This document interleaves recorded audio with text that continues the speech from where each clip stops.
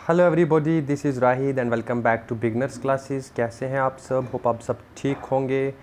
तो welcome back to our channel. हमने कल स्टार्ट किया था डिजीज़ वाला टॉपिक, जिसमें हमने कम्युनिकेबल डिजीज़ को स्टार्ट किया था और हमने कल डिस्कस की थी हमारी बैक्टीरियल डिजीज़। आज जो सेकंड वन हम डिस्कस करने जा रहे हैं वो है हमारे पास प्रोटोजोआ डिजीज़। ऐसी डिजीज़ जो प्रोटोजोआ के कारण स्प्रेड होती हैं। प्रोटोजोआ डिजीज़ की बात करें तो इसमें सबसे पहले जो हमारे पास आ जाता है वो आ जाता है स्लीपिंग सिकनेस, या फिर उसे क्या बोला जाता है, ट्राइपैनोसोमियासिस बोला जाता है। ये जिस प्रोटोजोआ के कारण स्प्रेड होता है उसका नाम है ट्राइपैनोसोमा। अगर हम स्लीपिंग सिकनेस की यहाँ पे बात करेंगे तो स्लीपिंग सिकनेस जो स्प्रेड होता है ये किस चीज़ के कारण स्प्रेड होता है? ये स्प्रेड होता है सेट्सी फ्लाई के कारण। ठीक है, एक मक्खी का नाम है सेट्सी फ्लाई। वो जब इंसान को बाइट करे उसकी वजह से जो स्प्रेड होता है, क्या स्प्रेड होता है? स्लीपिंग सिकनेस स्प्रेड होता है। सेट्सी फ्लाई की अगर हम बात करें, ये एक ऐसा स्पीशीज़ है जो कहाँ पाया जाता है? अफ्रीकन कॉन्टिनेंट में ज़्यादातर पाया जाता है। ये जो सेट्सी फ्लाई है जब ये बाइट करती है इसकी वजह से एक इंसान की बॉडी पे एक रेड सोर डेवलप होता है और उसके बाद सून उसको क्या एक्सपीरियंस होने लगता है? फीवर एक्सपीरियंस होने लगता है। साथ में मसल की अगर बात करें या फिर जॉइंट पेन की बात करें, जॉइंट में पेन स्टार्ट हो जाएगा या फिर मसल में पेन स्टार्ट हो जाएगा। लिम्फ में उसको स्वेलिंग देखने को मिलेगी, लिम्फ ग्लैंड्स में उसको स्वेलिंग देखने को मिलेगी, इरिटेशन फील होगी और साथ में हेडेक भी उसको फील होगा। ये किस चीज़ की बात मैं कर रहा हूँ? स्लीपिंग सिकनेस की बात कर रहा हूँ। ये सब आपको कब फील होगा? जब सेट्सी फ्लाई क्या करती है? एक पर्सन को बाइट करती है। अगर हम इनकी सिम्टम्स की यहाँ पे बात करें, जैसा कि अभी मैंने ऊपर बताया सेम ही चीज़ें हैं। एक अनक्लियर स्पीच, इंसान जब बोलेगा उसकी वॉइस ना थोड़ी क्या होगी? अनक्लियर नहीं रहेगी। यहाँ पे इरिटेशन ऊपर भी बता चुका हूँ। स्वेलिंग ऑफ द ब्रेन, इंसान पर्सन की ब्रेन में भी क्या हो जाती है? स्वेलिंग हो जाती है। बॉडी में वीकनेस हो जाती है। फीलिंग ऑफ स्लीपलेसनेस जो इम्पॉर्टेंट है, ठीक है, क्योंकि हम स्लीपिंग सिकनेस की बात करेंगे तो स्लीपलेसनेस जो है वो फील होगा, इंसान को नींद जो है वो बहुत कम आएगी।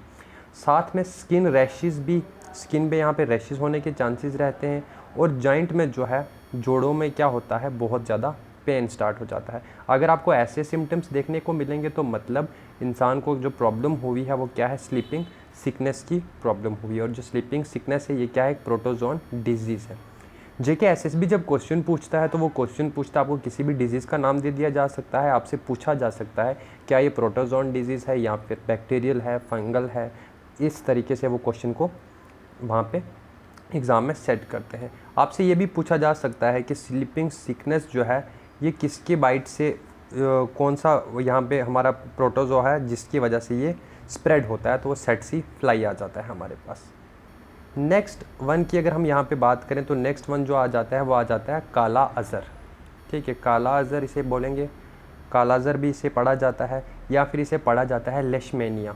इम्पॉर्टेंट वन, बहुत इंपॉर्टेंट है, याद रखेंगे। लेशमेनिया भी इसका नाम है।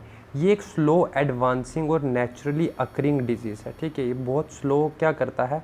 बहुत स्लोली होता है लेकिन बहुत एडवांस है और नेचुरली अकरिंग डिजीज़ है। नेचुरली इंसान को ये डिजीज़ हो जाती है। ये भी किस चीज़ की वजह से होता है? प्रोटोजोन पैरासाइट जिसका नाम क्या है? लेशमेनिया जीनस है, उसकी वजह से स्प्रेड होता है। मेनली ये किस चीज़ को अफेक्ट करता है? मेनली ये अफेक्ट करता है इंसान के रेटिक्यूलोथेलियल सिस्टम को अफेक्ट करता है और साथ में इंसान को बोन मैरो की भी प्रॉब्लम हो सकती है, लिवर की भी प्रॉब्लम हो सकती है और स्प्लीन की भी यहाँ पे प्रॉब्लम हो सकती है। अगर इसकी सिम्टम्स की अगर आप कुछ बात करोगे तो सबसे जो बड़ा सिम्टम इसका है वो है लॉस ऑफ इंटरेस्ट या फिर डिज़ायर ऑफ एवरीथिंग। आपको किसी भी चीज़ में इंटरेस्ट नहीं रहेगा, किसी भी चीज़ की ख्वाहिश नहीं होगी। जिस तरीके से हम डिप्रेशन की थोड़ा बात कर ले यहाँ पे, इंसान को जब इंसान डिप्रेस्ड हो जाता है उसको किसी भी चीज़ में इंटरेस्ट नहीं रहता है। ठीक है, उसी तरीके का है हमारे पास ये लेशमेनिया। साथ में इंसान को जो वेट है वो भी क्या होने लग जाता है? बहुत कम होने लग जाता है, वीकनेस होती है। ठीक है, एनीमिया जो है वो क्या करता है? जल्दी से बढ़ना स्टार्ट हो जाता है। तो ये है कुछ चीज़ें जो मैंने किसके बारे में आपको बताई, लेशमेनिया के बारे में, उसके सिम्टम्स और वो किस वजह से होता है। लेशमेनिया जीनस की वजह से होती है, एक नेचुरली अकरिंग डिजीज़ है। नेक्स्ट डिजीज़ की अगर हम यहाँ पे बात करें तो एमोबिक डिसेंट्री। एमोबिक डिसेंट्री की बात करें, इसका जो अदर नेम आ जाता है हमारे पास वो आ जाता है एंटोमोबा हिस्टोलिटिका। याद रखेंगे ये भी, एंटोमोबा हिस्टोलिटिका यहाँ पे इसका नाम है। इसका जो काजिव एजेंट है, मतलब जिसकी वजह से ये स्प्रेड होता है, वो क्या है हमारे पास, एमोबिक डायसेंट्री, जो क्या है एक प्रोटोजोन पैरासाइट है वो भी, क्योंकि हम प्रोटोजोन डिजीज़ पढ़ रहे हैं तो सारा प्रोटोजोन पैरासाइट ही आप पढ़ेंगे। उस प्रोटोजोन पैरासाइट का यहाँ पे नाम क्या आ जाता है, एंटोमोबा हिस्टोलिटिका। मैंने बताया आपको, इसी की वजह से क्या होता है, एमोबा डायसेंट्री की प्रॉब्लम होती है इंसान में। अगर हम इसके कुछ सिम्टम्स की बात करें तो एब्डोमिनल क्रैम्प, आपको अपने एब्डोमन में, ठीक है, क्या होगा, कुछ क्रैम्प से फील होंगे, discharge of stool mucus, blood, mild diarrhoea आपको फील होगा विद कॉन्स्टिपेशन, ठीक है, कॉन्स्टिपेशन भी आपको यहाँ पे फील होगा, ठीक है, वॉशरूम जाने में आपको प्रॉब्लम होगी। नेक्स्ट की अगर हम बात करें तो मलेरिया इंपॉर्टेंट वन है, इस पर भी काफ़ी बार क्वेश्चन पूछा जाता है। मलेरिया क्या है, एक प्रोटोजोन डिजीज़ है हमारे पास। मलेरिया जो है इसे प्लाज्मोडियम भी बोला जाता है। मलेरिया जो है एक मॉस्किटो बॉर्न इन्फेक्शियस डिजीज़ है। किसकी वजह से होता है मलेरिया, मॉस्किटो की वजह से होता है। Caused by various species of parasitic protozoan micro organism called Plasmodium. याद रखेंगे जो कौन सा पैरासिटिक प्रोटोजोन माइक्रो ऑर्गेनिज्म है जिसकी वजह से मलेरिया स्प्रेड होता है हमें, वो है हमारे पास प्लाज्मोडियम। अगर हम प्लाज्मोडियम की बात करें, यहाँ पे मलेरिया की बात करें तो इसमें सिम्टम्स हमारे पास क्या रहेंगे, फीवर, फटीक, थकावट, वॉमिटिंग, हमें वॉमिट होगा, हेडेक, सर दर्द हो गया, डायरिया हो गया, एनीमिया, मसल पेन, ये सारे के सारे जो हैं सिम्टम्स हैं हमारे पास किस चीज़ के, मलेरिया के। तो ये थी जैसे कि मलेरिया की हमने बात की, ठीक, एमोबिक डिसेंट्री की बात की, काला अज़र की बात की, या जिसे लेशमेनिया बोला जाता है, या फिर स्लीपिंग सिकनेस। तो ये कौन से डिजीज़ रहते हैं हमारे पास, ये रहते हैं हमारे पास प्रोटोजोन डिजीज़। नेक्स्ट की अगर हम बात करें यहाँ पे, वो आ जाता है हमारे पास वायरल डिजीज़। वायरल डिजीज़ में सबसे इंपॉर्टेंट वन है कॉमन कोल्ड, जिसे राइनो वायरस बोला जाता है, ठीक है, इस वायरस की वजह से ये स्प्रेड होता है। कॉमन कोल्ड आपको पता है कि मैक्सिमम लोगों को कोल्ड तो होता रहता है, तो वो भी क्या है, वो कोल्ड जो है क्या है, वायरल डिजीज़ है हमारे पास। कॉमन कोल्ड जो है, common cold is a disease diagnosed with headache, runny nose, scratchy throat, fever, non stop sneezing. ये कुछ चीज़ें हैं जो कॉमन कोल्ड की वजह से इंसान को होती हैं। जब इंसान को कोल्ड होता है, उसे हेडेक फील होता है, ठीक है, रनी नोज़ हो जाता है उसको, उसके बाद जो गला है उसमें भी क्या स्क्रैचेस जैसे आपको लगने स्टार्ट हो जाएंगे, फीवर हो सकता है, या फिर नॉन स्टॉप स्नीजिंग भी इंसान को होती है। तो जो तभी कहा जाता है जब स्नीजिंग होती है इंसान को अपना हाथ आगे रखें या किसी अपने हैंकी से अपना नोज़ जो है वो ढक के रखें, क्योंकि एक वायरल डिजीज़ है ना, एक पर्सन से दूसरे पर्सन में स्प्रेड हो सकती है, ये कम्युनिकेबल डिजीज़ है। नेक्स्ट की यहाँ पे बात करें तो मम्प्स आ जाता है हमारे पास, पैरामाइजो वायरस की वजह से ये जो है स्प्रेड होता है।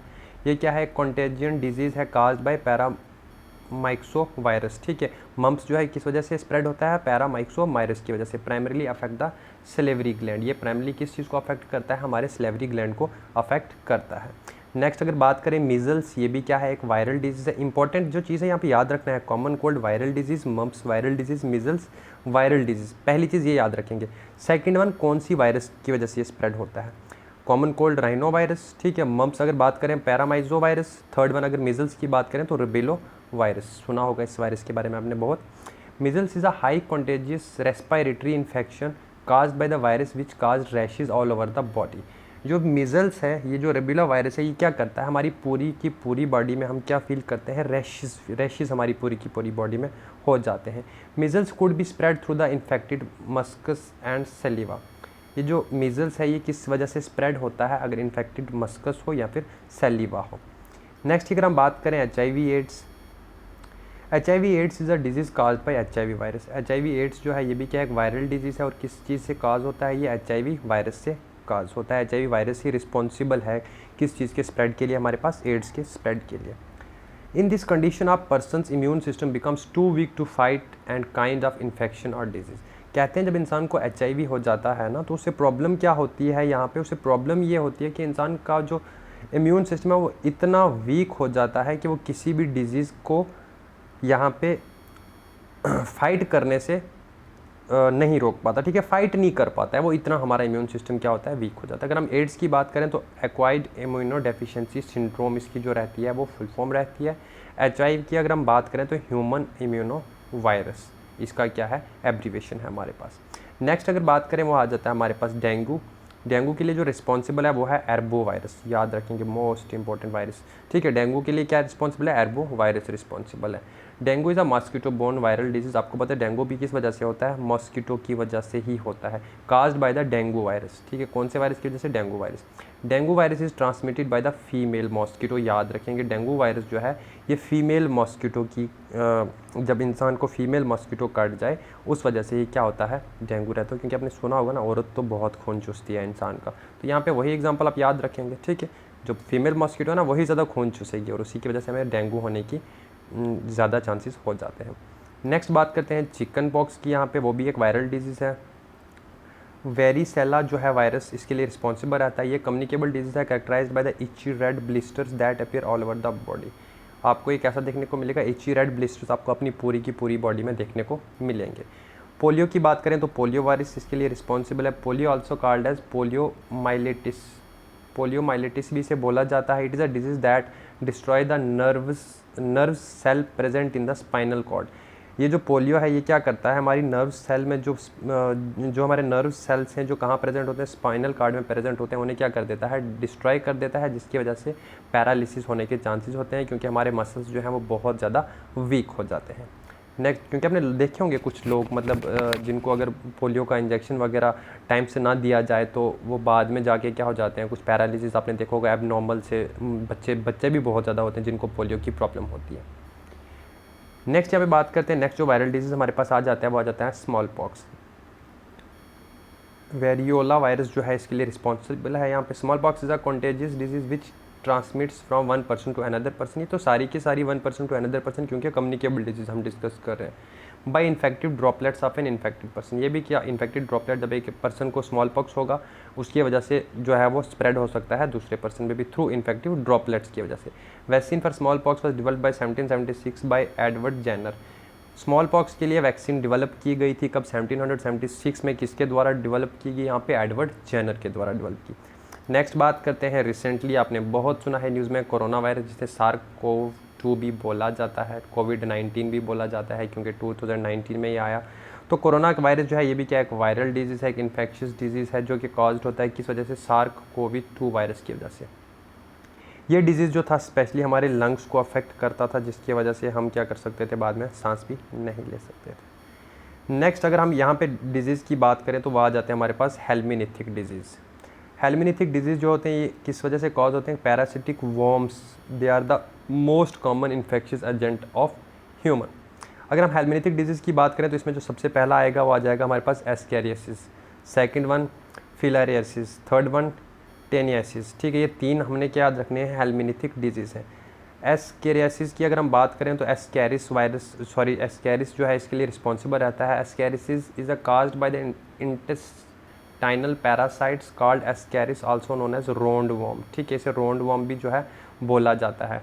किस वजह से स्प्रेड होता है, ये स्प्रेड होता है एस्केरिस की वजह से। ठीक है, round worm is a pale white that lives in the intestine of human. Round worm जो है क्या, एक पेल वाइट कलर का आपको ये दिखेगा, जो कि कहाँ होता है, एक पर्सन की इंटेस्टाइन में ये होता है। ठीक है, फिलेरेसिस की अगर हम याद बात करें तो वुचेरेरिया जो है इसके लिए रिस्पॉन्सिबल रहता है। फिलेरेसिस इज़ अ पैरासिटिक, ये भी क्या है, एक पैरासिटिक डिजीज़ है, जो किस वजह से कॉज होता है, फिलेरियल वॉर्म्स की वजह से कॉज होता है ये, और ट्रांसमिट होता है by black fly and mosquito की वजह से ये क्या होता है, कॉज होता है। लास्ट वन की अगर हम बात करें टेनलासिस, तो ये किस वजह से कॉज होता है, टेनिया सोलियम की वजह से कॉज होता है ये disease, caused by the parasites. ये पैरासिटिक डिजीज़ है, जिसे हेल्मिनिथिक डिजीज़ भी बोला जाता है। तो ये भी किसकी वजह से कॉज होता है, parasitic, specially the intestinal tape warm की वजह से ये क्या होता है, कॉज होता है। This parasitic worms are also found in the contaminated food और वाटर। अगर इन पैरासाइट्स वॉर्म्स की हम बात करें तो ये कहाँ कहाँ पाए जाते हैं, कंटेमिनेटेड फूड और वाटर में भी पाए जाते हैं। नेक्स्ट वन की अगर हम यहाँ बात करेंगे तो फंगल डिजीज़ में सबसे इंपॉर्टेंट वन जो आपके पास आ जाएगा वो आ जाएगा ring worm, also known as dermatophytosis. Ring worm को क्या बोला जाता है, डर्मेटोफाइटोसिस भी बोला जाता है। ये एक फंगल इन्फेक्शन होता है जो कि कहाँ होता है, हमारी स्किन में होता है। It can affect both human and animals. ये ह्यूमन को भी अफेक्ट कर सकता है रिंग वॉर्म, और एनिमल्स को भी अफेक्ट कर सकता है। पहली चीज़ याद रखेंगे, रिंग वॉर्म क्या है, फंगल डिजीज़ है। The infection initially appear as red patches on the affected areas that later spread to the different areas of the body. ये जो इन्फेक्शन है ना, पहले आपको अपनी बॉडी के किसी पार्ट पे थोड़ा रेड कलर का इन्फेक्शन दिखेगा, बाद में वो पूरी की पूरी बॉडी पे क्या करता है, स्प्रेड कर जाता है। It majorly affect the scalp, nails, feet and beard. ये किस कहाँ पे इंसान को अफेक्ट करता है? स्काल्प पे, नेल्स पे, फीट पे और बियर्ड को ज़्यादातर ये क्या करता है? अफेक्ट करता है। नेक्स्ट बात करते हैं हम नॉन कम्युनिकेबल डिजीज़ की। हमारे सिलेबस में जो रहता है वो रहता है कम्युनिकेबल डिजीज़, इसलिए नॉन कम्युनिकेबल को हम क्या करेंगे? एक्सप्लेन नहीं करेंगे, याद रख लेंगे कौन कौन सी डिजीज़ नॉन कम्युनिकेबल है। पहली चीज़, नॉन कम्युनिकेबल डिजीज़ जो होते हैं वो स्प्रेड नहीं होते हैं from one person to another person. Non communicable की अगर हम यहाँ बात करें तो हार्मोनिकल डिजीज़ एक, कैंसर डिजीज़ हो गया, एलर्जिक डिजीज़ हो गया, एजिंग डिजेनरेटिव डिजीज़ हो गया, डेफिशिएंसी डिजीज़ हो गया, एडिक्शन डिजीज़ हो गया, माल फंक्शनिंग डिजीज़ हो गया। ये डिजीज़ जो है सारी की सारी हमारे पास क्या है? नॉन कम्युनिकेबल डिजीज़ हमारे पास है। ठीक है, इनसे भी आपसे क्वेश्चन पूछा जा सकता है, या फिर आपसे आपके ऑप्शन में 3 ऑप्शन दिए जाएँ, 3 यहाँ से दिए जाएँ, एक ऊपर से दिया जाए, पूछा जाए इनमें से कम्युनिकेबल डिजीज़ कौन से, तो आप याद रखेंगे। नेक्स्ट, जब हमने स्टार्ट किया था ये टॉपिक तो हमने पढ़ा था कॉन्टीजेंटल डिजीज़ करके, कि कॉन्टीजेंटल डिजीज़ क्या होता है। कॉन्टीजेंटल डिजीज़ ऐसी डिजीज़ होती हैं जो कि बचपन से ही एक चाइल्ड को बाय बर्थ जो है ऐसी डिजीज़ प्रेजेंट होती है। और इस डिजीज़ के एग्जांपल की बात करें जैसे colour blindness, haemophilia, down syndrome. Colour blindness की बात करो तो कोई बच्चा पैदा होता है तो वो जो उसको कोई भी कलर नहीं पहचान सकता, उसको कोई कलर नहीं दिखता। ये जो डिजीज़ है ये जेनेटिक एबनॉर्मलिटीज़ की वजह से या फिर मेटाबॉलिक डिसऑर्डर की वजह से होता है। ठीक है, कभी कभार क्या होता है? जेनेटिक एबनॉर्मलिटीज़, मतलब जब बच्चा पैदा होता है तो वो जीन्स उसके कंप्लीट नहीं हो पाते हैं, या फिर अगर हम बात करें पेरेंट्स टू ऑफस्प्रिंग, जो जीन्स है ना वो अगर ट्रांसफ़र हो, जैसे कि अगर पेरेंट्स को कोई प्रॉब्लम है तो वो बच्चे को भी हो सकता है थ्रू जीन्स, उसमें भी वो प्रॉब्लम ट्रांसफ़र हो सकती है। They may be permanent and are practically incurable. ऐसी डिजीज़ जो होती है मैक्सिमम टाइम क्या रहती है हमारे पास? परमानेंट रहती हैं, और ये पर्टिकुलरली इनक्यूरेबल भी होती हैं, ठीक भी बहुत कम होती हैं। अगर इनके कुछ एग्जांपल हम बात करें, एग्जांपल से इनकी क्या क्या आ जाएगी? सिस्टिक फिब्रोसिस आता है, डाउन सिंड्रोम आता है, हीमोफीलिया आता है, या फिर कलर ब्लाइंडनेस आता है। ये कुछ एग्जांपल है हमारे पास किसकी? कॉन्टीजेंटल डिजीज़ की। तो ये था हमारा पूरा टॉपिक डिजीज़ के ऊपर। होप आपको ये वीडियो पसंद आएगा। अगर आपको ये वीडियो पसंद आए, इस वीडियो को लाइक करें, अपने फ्रेंड्स के साथ ज़रूर इसे शेयर करें और हमारे चैनल को सब्सक्राइब करें। अगर अभी तक आपने बिगनर क्लासेस को सब्सक्राइब नहीं किया तो जल्दी से बिगनर क्लासेस को सब्सक्राइब करें, बेल आइकॉन को प्रेस करें और हमारे टेलीग्राम चैनल पे हमारे साथ जुड़ें। वहाँ आपको ये डिटेल नोट्स प्रोवाइड किए जाएंगे। टेलीग्राम पे जाके आप बिगनर क्लासेस सर्च कर सकते हैं, या फिर इस वीडियो के डिस्क्रिप्शन बॉक्स में भी आपको क्या मिल जाएगा? टेलीग्राम चैनल का लिंक मिल जाएगा। तो सुबह हम आपके लिए लेके आते हैं आपके लिए एक डेली करंट अफेयर। आप लोग वो भी रोज़ का वीडियो देखा करें, 10 मिनट आपको निकालने होते हैं, सिर्फ 10 मिनट का वो वीडियो रहता है, और 10 मिनट से आप पूरे वर्ल्ड के साथ टच में रहते हैं कि हमारी दुनिया में क्या क्या चीज़ें हो रही हैं। इंपॉर्टेंट रहता है क्योंकि करंट से रिलेटेड बहुत सारे क्वेश्चन एग्जाम में आ सकते हैं। अगर हम पेपर तक का वेट करेंगे और सोचेंगे कि पेपर के टाइम पर पढ़ेंगे तो तब आप इतना करंट याद नहीं रख सकते। अगर आप डेली बेसिस पे 10 मिनट का वीडियो देखेंगे तो उसका आपको बहुत ज़्यादा बेनिफिट होने वाला है। तो जल्दी ही मिलते हैं हम आपको सुबह की वीडियो में जो हमारा करंट अफेयर का सेशन रहता है। तब तक के लिए आप इस वीडियो को एंजॉय करें और हमारे चैनल को लाइक करें। Thank you so much.